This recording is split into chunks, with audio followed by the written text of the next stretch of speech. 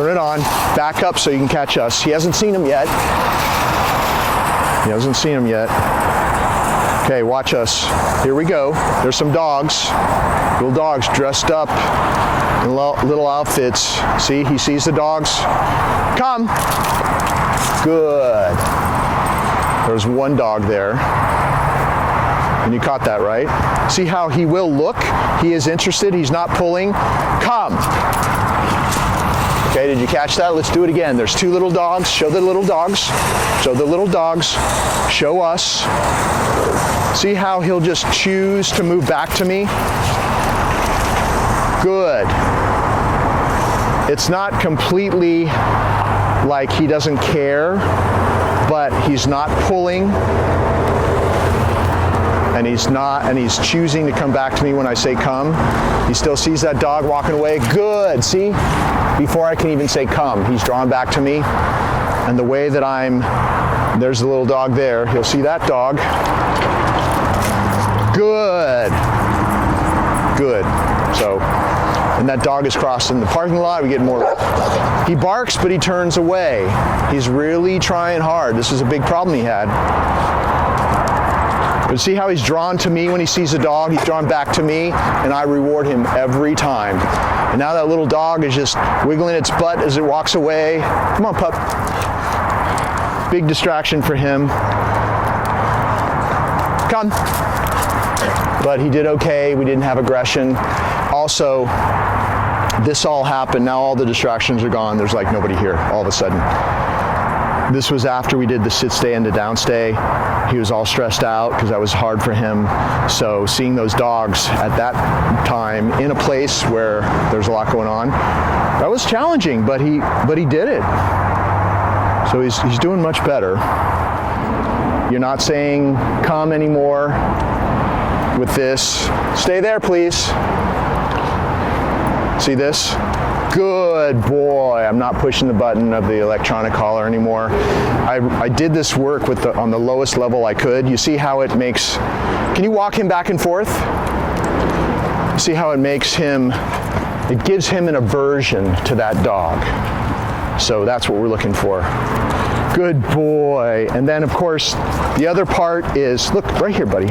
The other part is that when he turns away and he comes to you, never miss an opportunity to reward him. So I'm giving him big handfuls of I have some pieces of cheese and I have some of the doggy treats. So never miss that opportunity because this is still the very beginning. He's practiced so many hundreds of times having aggressive episodes, maybe 1,000 times, who knows. Come. If you need to call him to come, you call him to come. Good. He's a little bit panicky. He was always that way. He was always panicky and he would go nuts and try to go get him. So he's always been that way. Good. Hey, so you're changing him even now as he chooses to turn away and you reward. Come. You can use the come command. It helps you a lot if he doesn't turn away immediately. But of course in real life you're not going to stand there. I'm just showing you this just to illustrate, to show you what we have. Come! You have this now. So you're going to keep practicing in the way that I show you when we have our lessons, and you will have this, and even better if you practice like I show you, it'll get better than it was before. So just to wrap this up,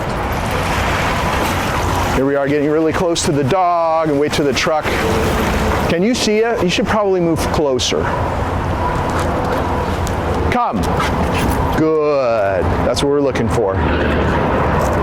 One more time. Come.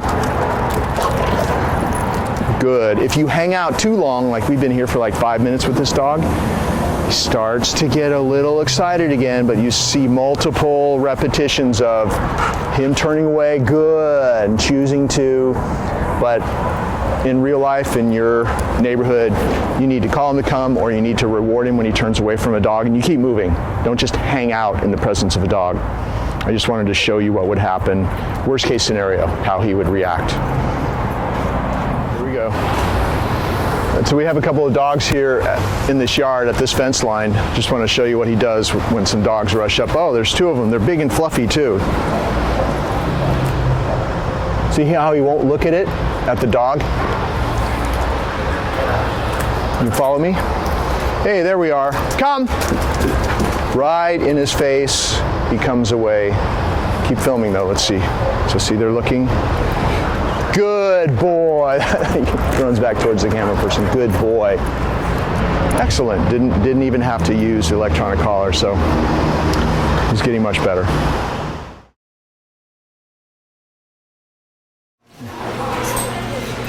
Sit. So we're doing this just because we want to show you that he can actually do his commands inside with people walking a lot closer and people doing things, and carts probably going past any second now. And I always give him rewards for this. Good, very good. Oh, you don't have to bend over. You don't have to. We like the distractions. We like, we want to show that there are a lot of people around, obviously. Lots of things happening.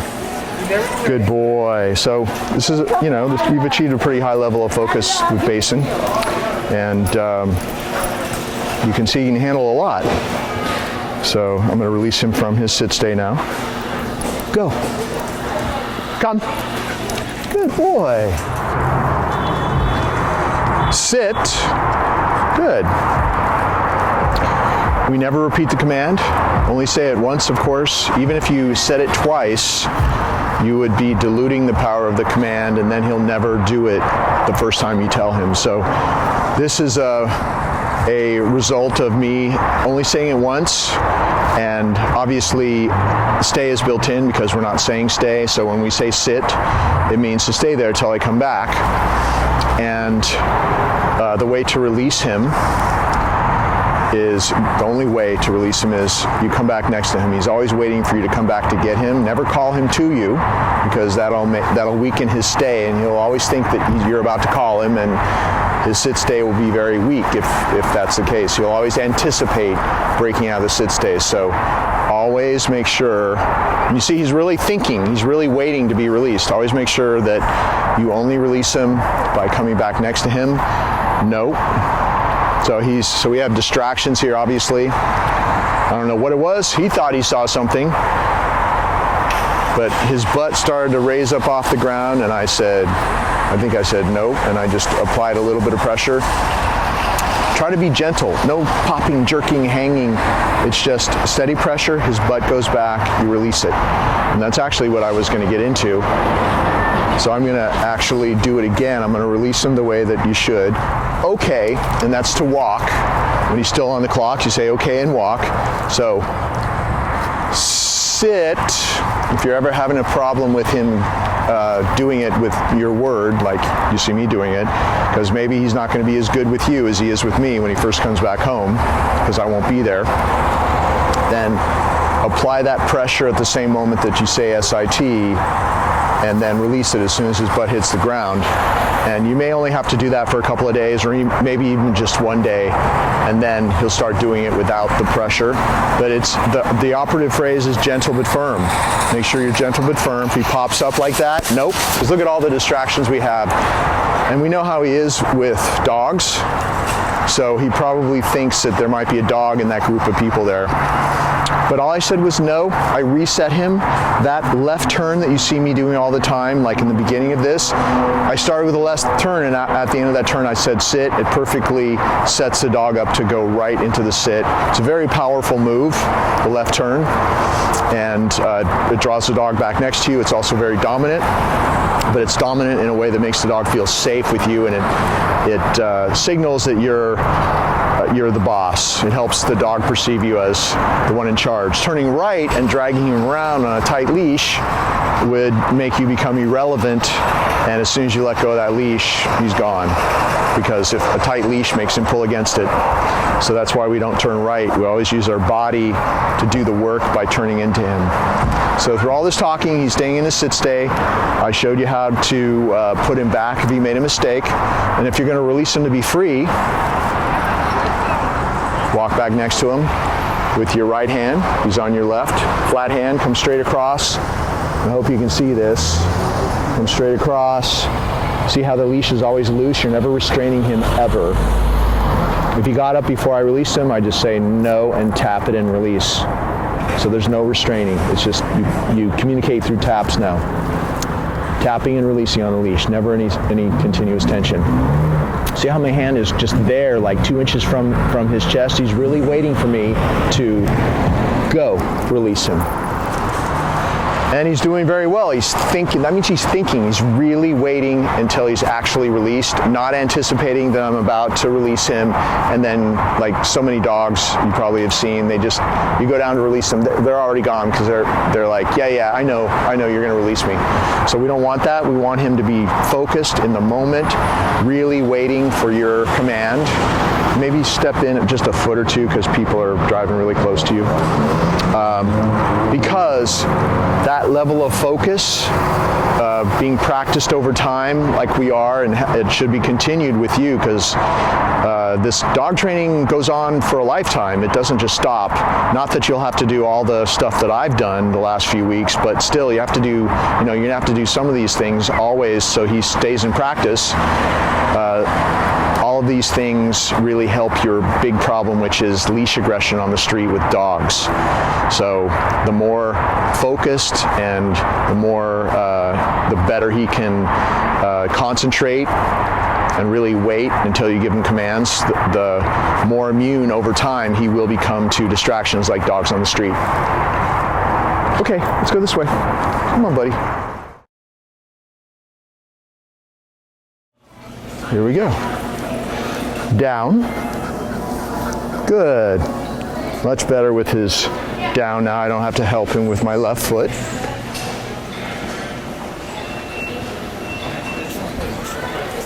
Of course, we're just doing the very basic thing we practice, making sure that the dog can accept me walking around anywhere, all the way around him from either side, which is just basic stuff. That's what we started practicing from day one, and now he can handle bigger distractions. Good. And it's just like the mat exercise, only there's no mat.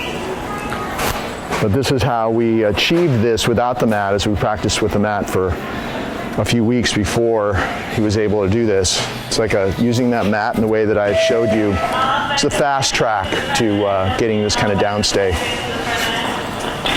in the presence of distractions.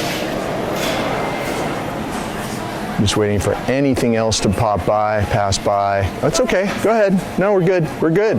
No, it's okay, it's fine. No, we're fine. Thank you.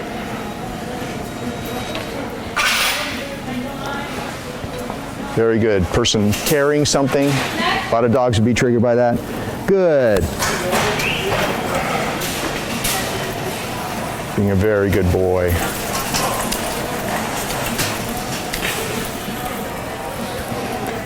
Okay, sit. Always releasing the same way. Okay, stands up. You have to step 1 foot forward so he stands up and moves forward, and then have him sit. Then go, and now he's free. Okay. Left turn, at the end of that left turn, down. Good. So his toughest move is the down, and you saw he's finally going down without me helping him with my foot, kind of easing him down on the leash without me doing anything but just saying it. And like you saw me with that left turn, for a while, do that left turn, and then as you're coming around, say the command. He'll either sit or down right away. It's a great move to do. And then later on, you won't have to at all because he's so used to hearing it and going there. No, if he pops up. Barely, all I have to do is just, I don't know what he thinks he sees, but he thinks he sees something.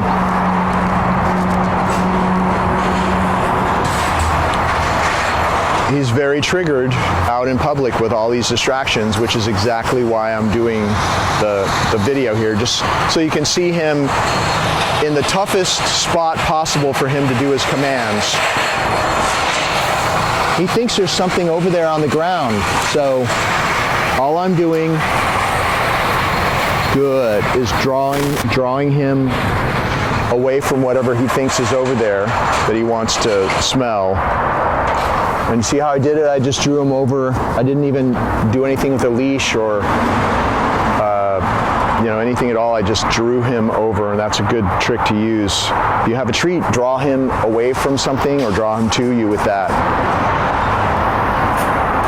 So the down command has been his toughest to master. He almost acts like he has arthritis or something. He's very stiff, and you could see how he just goes down like in increments. Finally, he goes into a down like he has to kind of settle into it. But he's a young dog, so I'm sure he doesn't have arthritis. It's just for whatever reason, this particular dog had a real problem with down. The stay is much easier once he's there, good, than actually going into the down. And you see how I'm rewarding him? No matter where you go, we're out in public, so I can't drop the leash and go anywhere, but I can do the whole, the basic downstay, which is he accepts me walking around both ways. And then always rewarding, no matter where you go, what you do, always in front. This is when he gets a reward after you've done whatever you're going to do, and you swing in like this.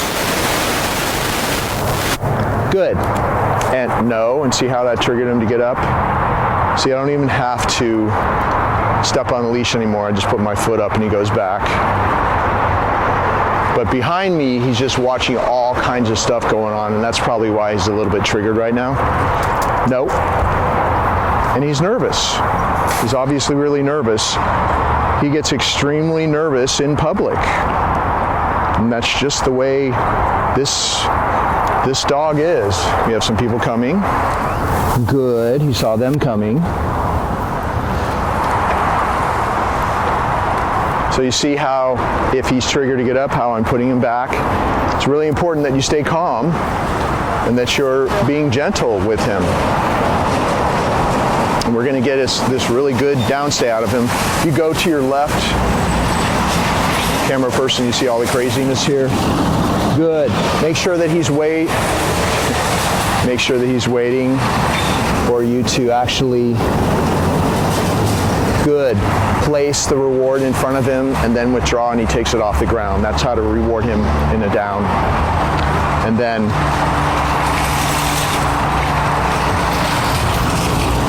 good. Reward him if you're out practicing like this. Reward him when he's able to handle these, distraction, just like you see me doing. The way to release him out of a down, he waits until you come back to get him, never call him out of a down to you.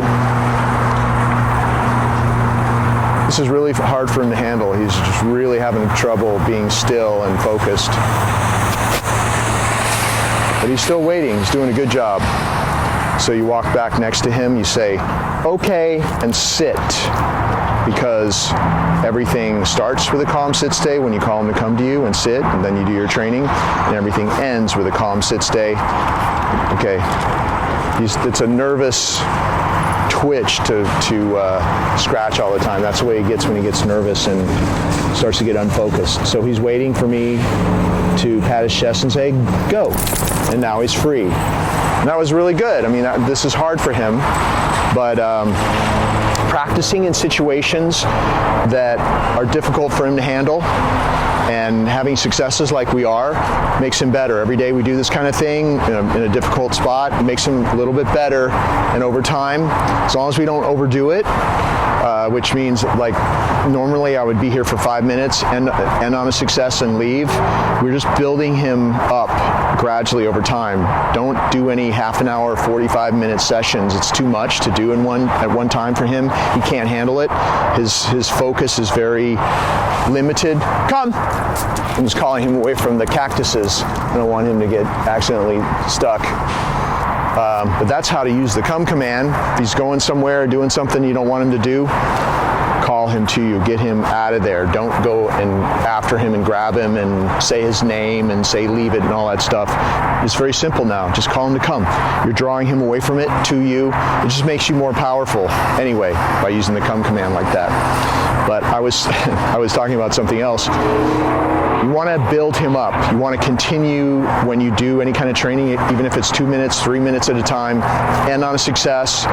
If you notice that it's too much for him and he's having problems, end on a success and give him a break. Like what I was doing here, this was tough for him, and I maybe even did it a little bit too long because I'm talking to you, but we're ending on a success. I don't know if you can tell, he's panting, and now he thinks there's people that they'll probably walk past you. He thinks he sees something.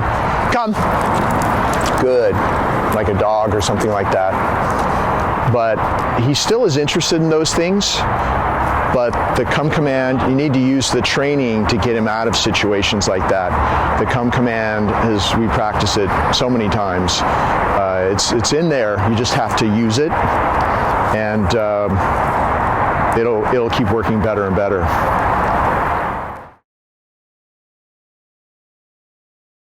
You ready? All right. I want to break down step by step how I'm practicing calling him to come to me every time. And you can just watch me on the videos. You've seen me in person, but this will probably be better. You can just really watch me closely on the videos. When I'm calling him to come to me, I'm always using my left hand. That's where the leash is. The loop is over my wrist, so it's free. I'm never doing this or any of that kind of stuff because you don't need to. And if you do that, you lose the length of the leash, and there's way more possibility of it being tight, and tension is your enemy because tension on the leash creates stress in the dog, especially in him. And he was pulled around. He was pulling somebody around quite a bit on a harness. Harnesses create more pulling, of course, for a long time, and that's why he pulled so badly, so intensely. So loose leash, have that over your wrist. That way your left hand is free.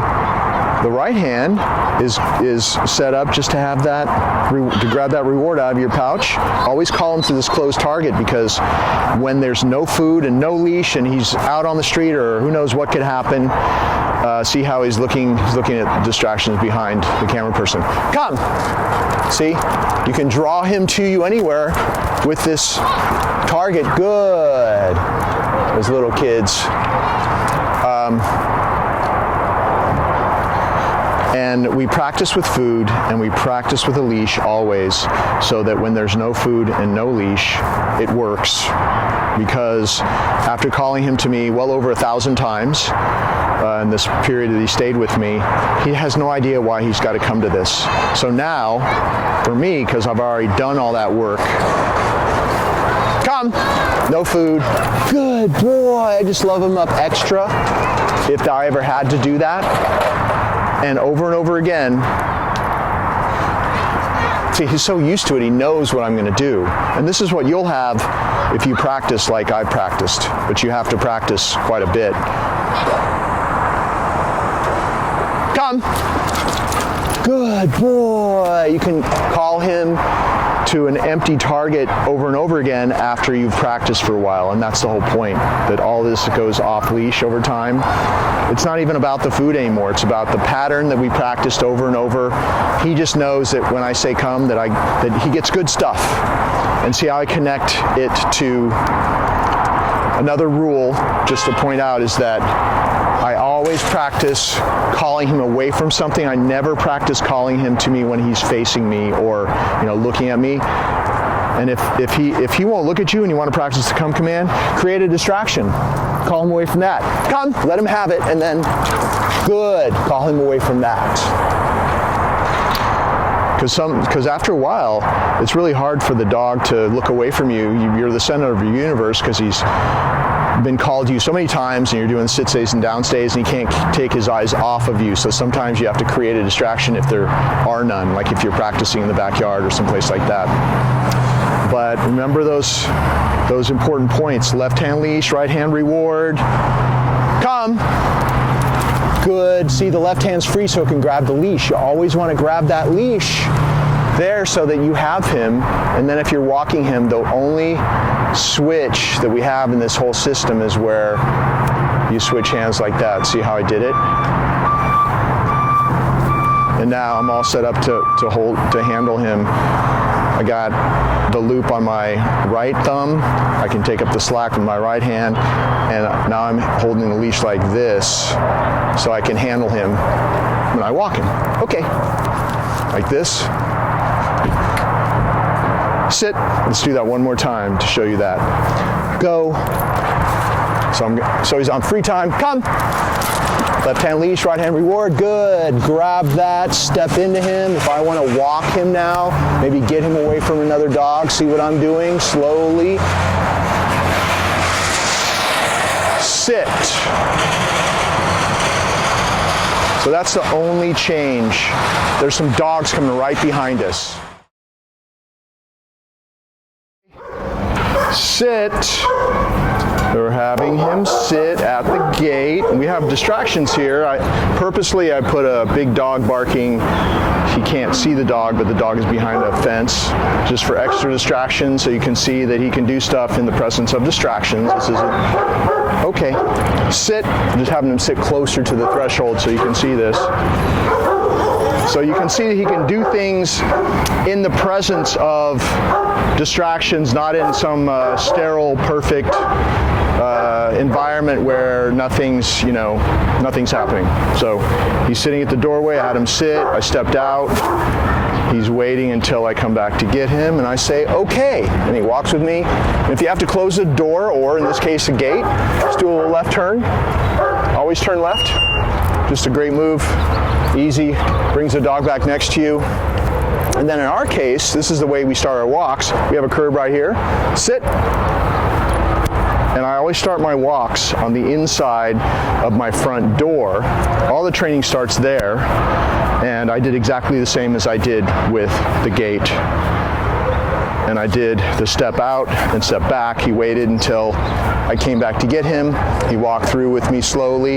You saw me just do it there. And then we do the curb. And here I can walk around. And the reason for doing all this at the very beginning of the walk is that by the time I let him be free, we start our walk, he's much closer in the zone, so to speak, where he's calm. He has to be calm to be able to have this kind of focus. First time out in the street today, okay. And then even walking across the street, because over here is where I'm going to release him to be free, I treat the street as the calm zone. From curb to curb, this is where he's under my control. The leash is loose. I'm walking super slow. If his head even goes ahead of my leg a little bit, I'm going to tap it like you see me doing. And then over here, sit. And this is where the walk starts. Go. And because I start the walk that way, I'm taking the initiative, and I'm starting off the whole project, the whole walk on my terms, where, come, there's something over there that is eating off the step, so I called him away from it. So there's no more leave it's or get out of there, get away from there. It's just use your come command. Every time you do that, his come command's a little bit better. Practice calling him away from all kinds of things, and enough of those add up that it helps you with calling him away from dogs. But this is us starting the walk, no pulling, much calmer. As you do this every day, and if you continue doing this every day at your house, you'll have this in your neighborhood as well, but you have to do it this way. You have to be consistent, exactly like you saw me do at the gate there. If he pops up before you go back next to him, you have to step into him and reset him. And just in case I didn't show you in another clip, let's show you what that's like. So let's pretend that this is the gate, or it could be the same with the curb. It is a curb. And he pops up, and I say no. I step into him and reset him. He pops up again, I say no. Step into him, reset him. In the beginning, when he was learning how to do this, there's no correcting. There's just reset, try again, reset, try again. I would just step out in front of him for like 2 seconds, and then he would stay there, and then I would give him a little reward. Look up here. See this? He wouldn't look at me for the longest of times. Good. Now I can lure him to look me in the eye as a reward him, which is good. I want to do that. But be patient with him, because when I'm not there and he's back home with you, I've been doing this for a number of weeks with him, so you need to give yourself time to catch up so that he learns he learns to do this with you. And it might take a couple weeks of being really serious about this and doing exactly as I've shown you. Okay. Sit. I always walk him up to the mat, have him sit first. You allow him to go on, and you allow him to come off. So he's sitting, he's waiting for me to pat his chest and say, go down. He's very tentative and hesitant to go into a down. He doesn't just drop like a lot of other dogs do. And it's almost like an old dog would do, but he's not old. So I'm assuming it's some sort of mental issue he has where it's just to do a down is really hard for him for whatever reason. But I think over time, so somebody's going to walk right past us here. Good. See what we do. And go ahead. No, it's okay. No, it's okay. Please. You're helping us, actually. No problem. Good. You helped us there. So there's a distraction coming. Give him a reward so that he's munching out. As it passes by, it desensitizes him to the distraction, and over time, I think he would have stayed there even if I hadn't given that to him, because over time you don't have to do it anymore because he's over it. It's a great way to desensitize. Just before it gets here, give him a big reward so he's busy with that, and it keeps him calm enough to stay in the downstay. And then later on, when he gets used to that, you don't have to do the reward anymore. And now you move on to the next challenge. So this mat exercise is what I started doing with him from day one, and it was very difficult to get him to do a down, so we had to work really hard at it. The mat exercise is what I always practice first before I start practicing on just the ground, because it's a lot easier for them to, it's more comfortable first of all, and easier for them to learn the down on this mat. It's very specific. It's like on this piece of fabric, this thing only, you only practice this behavior. So he knows pretty quickly, I send him to the mat, he knows this is what we do on the mat, and he knows he gets paid for staying there. Good. Make sure that the delivery is calm like that, and you see how I'm doing it, just holding it like this, and I place it on the mat, and maybe I place it a little bit away from his face so it's not right under his nose. Good. And I say good. That's the way it's supposed to work. You place it there, you let go of it and withdraw, and he takes it off the mat. He doesn't try to take it from your hand. He's really waiting. He's focusing. He's following all these little rules I put in place. To follow all the little tiny rules, like waiting to go to the mat, accepting the reward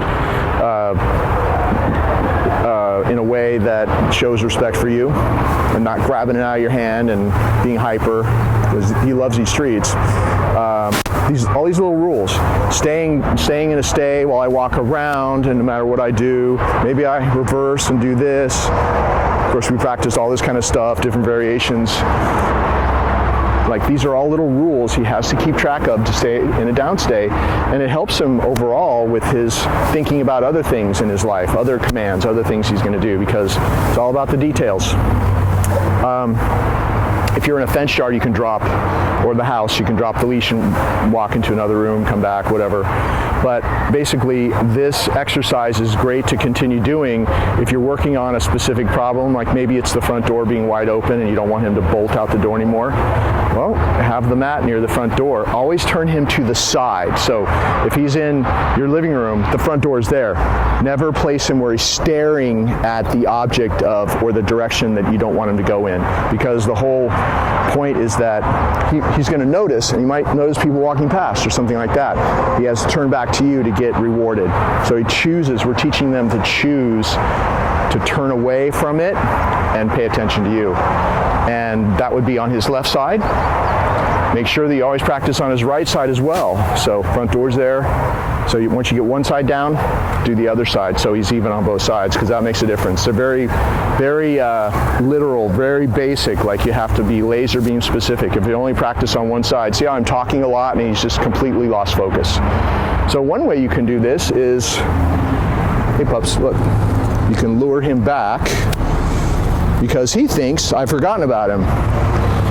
Good. That would be one way, or you could just say, okay, pat your leg, step into him, reset him, and put him back. And if he pops up, Good. If he pops up, you say no, you step into him, put him back, and you might have to help him a little bit, go back. But don't say down again, because the whole point is you only say the commands one time. Even if it's 5 minutes later, he really starts to get it. I hear it once and I stay here. If it's 5 minutes, it's 5 minutes. I stay here until I'm released in a very specific way. There's only one way to release him, which I'll show you in a minute. Anyway, always work evenly with new distractions, problems he's having. Make sure you're doing it from his left side and from his right side, always. Nope. So he thought I was going to release him. So this would be a, okay. And he puts himself back.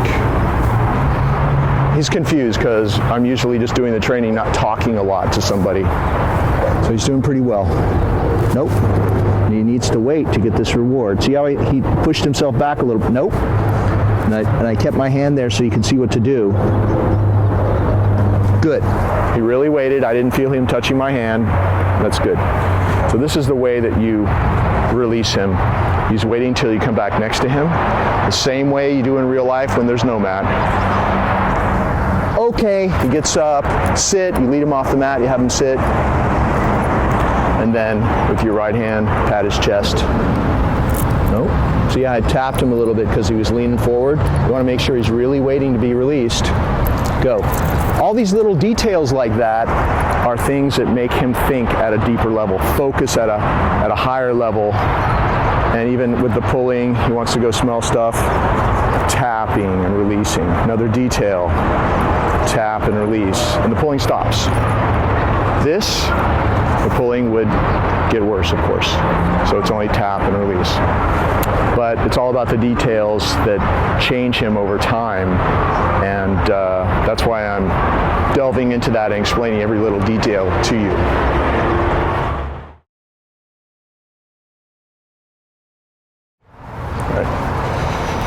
Sit. We always lead him up to the crate, have him sit. He needs to have our permission to go in. Remember, you're always keeping the leash loose, so you're not doing this, because if you do this, when you let go, he's just going to go. So if he jumps the gun and wants to go in there before you release him, just tap and say no, and he'll stop. With your right hand, and if you're having any problem with him going in the crate at first, which you might, just go. Toss the treat in, he'll follow it. It's that same motion you would do normally, but you're just tossing a treat. He goes in, he turns around. You give him a reward when he turns around, and then you take off his leash, close the door. And then the way to take him out is he waits. If he tries to come out before you release him out, just do a couple of taps, see how he's waiting. It's another boundary exercise. This is a very important boundary because he perceives the crate as his den.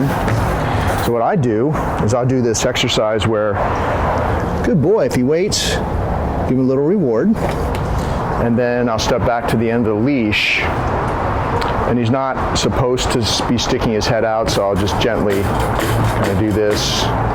He's got tons of room. This is a Great Dane-sized crate, so no. He's always trying to move forward wherever he is. He waits. Okay, till he has permission to come out. And then you can turn left into him, and if you're by yourself, close the door. So we're going to do this one more time. Sit.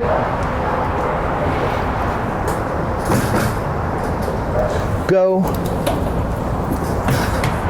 This time, I'm going to show you how I take off his training collar and his choke chain. You're on a walk with him. You're going to have his little training collar, his little prong collar on, and the choke chain is just a way to back up the prong collar. So the choke chain is attached to the prong collar and attached to the leash with the prong collar. So if the prong collar ever comes off, the choke chain comes into play and you don't lose the dog. But you never use the choke chain for training because that would be very dangerous. Prong collars can only close so far, and of course throughout the videos you see how I'm using it. There's no jerking and popping, there's no pain involved, so it's about how you use it that matters. So when you're taking that off, it's going to be in there for a while. Definitely always take that stuff off overnight for sure, if not during the day as well. Hang the prong collar here so it doesn't get twisted up in itself, tangled up in itself. The leash and the choke chain can go anywhere. At my house, he eats in there. He sleeps overnight in there. We have blankets and all kinds of comfortable things in there for him. I give him bones and things that he likes to chew on in there. Everything good happens in the crate because I want to develop the crate as his den, as a place he loves to go. Then you can control his access in and out, and it's another part of the training, another boundary, a place he loves to go because in his mind good things happen there. And you control his access in and out, which makes you more important in his life. And it adds to whether he comes when you call him away from the dog too, because we're hitting this from every angle, changing his perception of the handler, of the owner, so that you become in charge of his life and not just somebody that he drags around on the street or that feeds him. Gives him love, but he doesn't really is really in charge and taking care of him. So we're doing all these little things, developing a love for the crate, and then controlling his access in and out. And of course, it's never used as a timeout, unless you were going to use it in a way that he had no idea you were upset. You're never using it as a punishment in any way, and every interaction concerning the crate is super positive. So I'm going to show you now how to put the, if you're going to take him out, and say you're going to take him for a walk outside, how to put on all his equipment. Start with the choke chain, and you open the door. Oops. You may not have this type of crate, but hopefully you have a plastic crate, because that would be much better than a wire cage. If you don't have a plastic crate, we can talk about getting you one. So a little reward as I slip this over his head. He's still waiting. And before I put on the prong collar, I just attach it to a leash because it's one less step you have to take. So it's already ready to go. The prong collar always is the highest one up. It's right below the ears, above all the other collars. And I'm attaching it to the choke chain.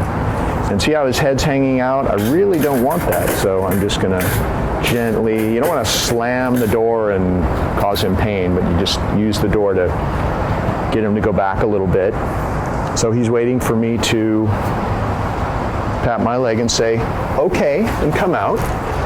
And then always remember to close the door, because if that door is open during the day and he can just randomly go in and out, then you're squandering your power of being the one to allow him in and out of his favorite place.